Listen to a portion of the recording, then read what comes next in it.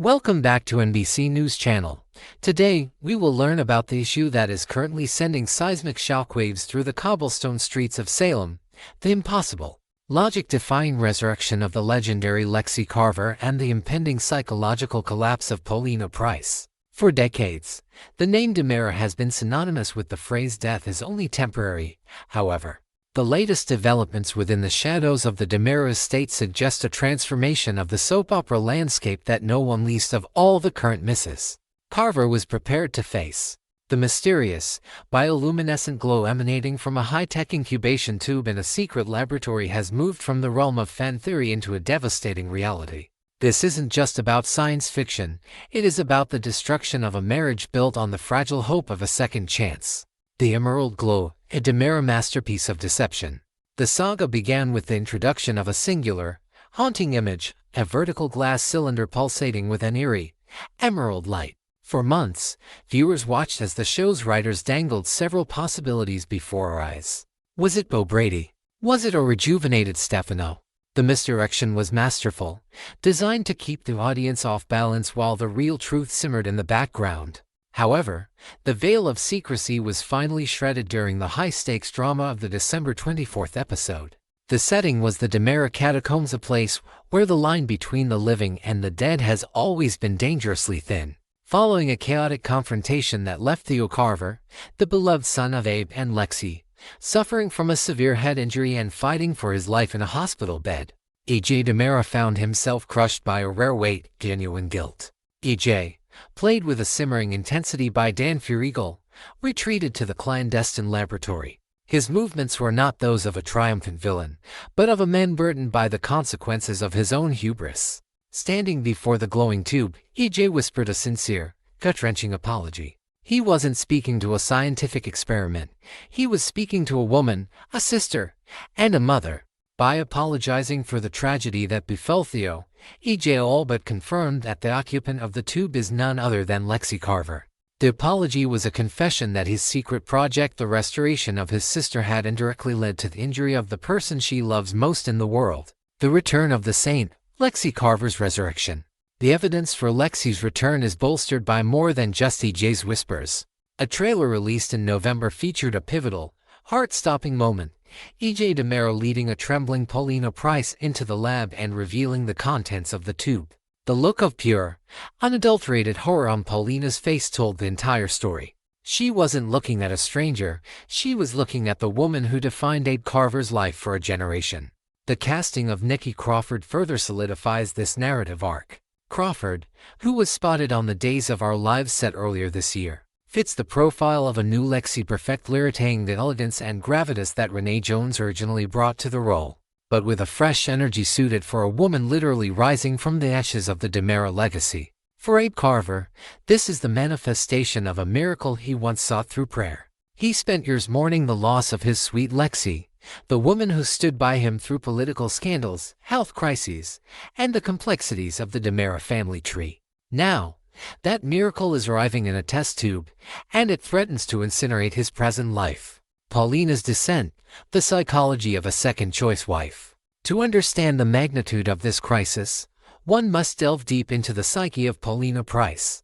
Paulina is a woman defined by her strength, her boss mentality, and her ability to bulldoze through any obstacle. She is a survivor of domestic abuse, a high-powered real estate mogul, and a woman who fought tooth and nail to secure her place in Salem high society. But beneath the designer suits and the boisterous personality lies a profound, jagged insecurity that Lexi's return has ripped wide open. Paulina's psychology is currently dominated by replacement anxiety. She has always known that she was Abe's second great love. She has spent her entire marriage living in the long, saintly shadow cast by Lexi Carver. Lexi was a doctor, a pillar of the community, and the mother of Abe's child. Paulina, by contrast, has always felt like the loud, messy alternative. The moment Paulina lays eyes on Lexi in that tube, her mind doesn't go to the medical miracle, it goes straight to the courtroom. She is convinced that the second Lexi opens her eyes and speaks Abe's name, her own marriage will be declared null and void in Abe's heart. Paulina's worry that Abe will divorce her isn't just a fleeting thought, it is a paralyzing, all-consuming dread that is beginning to dictate her every move. She views Lexie's resurrection as a personal cosmic joke. To Paulina, the universe is saying, you were only a temporary fix until the real thing came back. This triggers a fight or flight response in her. Paulina is a fighter by nature, but how do you fight a ghost that has come back to life? How do you compete with a woman who has been canonized as a saint in the memories of the man you love? The divorce fear. What will Paulina do? The central question haunting the halls of the Carver household is, what will Paulina do to save her marriage? Sources suggest that Paulina's initial reaction will be one of frantic desperation. We can expect to see her undergo a dramatic psychological shift. She may attempt to out Lexie becoming more subdued, more maternal, and more involved in the hospital, desperately trying to prove to Abe that she can be the woman he needs. However, Paulina isn't built for subtlety. This performance will likely exhaust her, leading to a massive emotional explosion. Furthermore, there is the darker possibility of sabotage. Paulina knows that EJ DiMera is the architect of this resurrection. Her psychological desperation might lead her to strike a bargain with the devil. She could attempt to bribe EJ to move the tube, to hide Lexie, or to convince Abe that the woman in the tube is a DiMera clone rather than the real Lexie.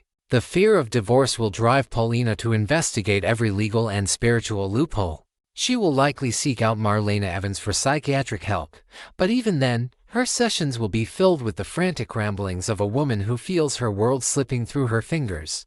Paulina's internal monologue is a loop of, he's going to leave me. He's going to take one look at her and forget I ever existed. I'm just the woman who filled the seat until the queen returned. Abe Carver's impossible choice. While Paulina spirals, Abe Carver will be forced into a moral and emotional labyrinth. Abe is a man of legendary integrity, a man who lives by a strict code of ethics. But the return of Lexie challenges the very foundation of his reality. If Lexie is alive, is his marriage to Paulina even valid in the eyes of the church or the law? The psychological toll on Abe will be immense. He loves Paulina.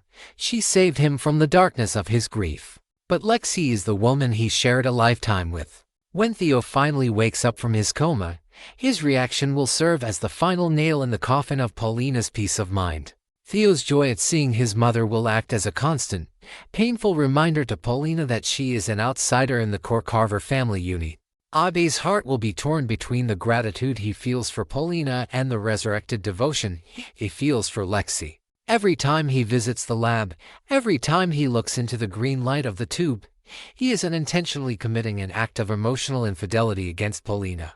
EJ DiMera, the puppet master of Salem's heart. We cannot ignore the role of EJ DiMera in this psychological warfare. EJ is not resurrecting Lexie out of the goodness of his heart. He is a DiMera, and every move is a calculation. By bringing Lexie back, he gains immense leverage over the mayor's office and creates a chaotic distraction that allows him to consolidate power within DiMera Enterprises. EJ will undoubtedly use Paulina's fear to his advantage. He sees her insecurity as a weapon. He may offer Paulina protection or assurance, all while weaving a web that ensures the Carver family is forever indebted to him. The secret project is more than a medical breakthrough. It is a social experiment in how much pressure a human heart can take before it shatters. Analysis of the impact on Salem's future. The return of Lexie Carver isn't just a plot twist. It is a fundamental restructuring of the show's power dynamics. For the Carver family, the stakes have never been higher. 1.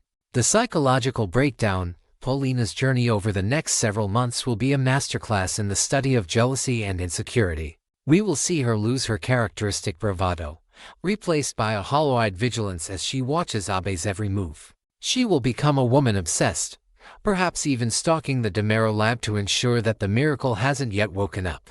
2.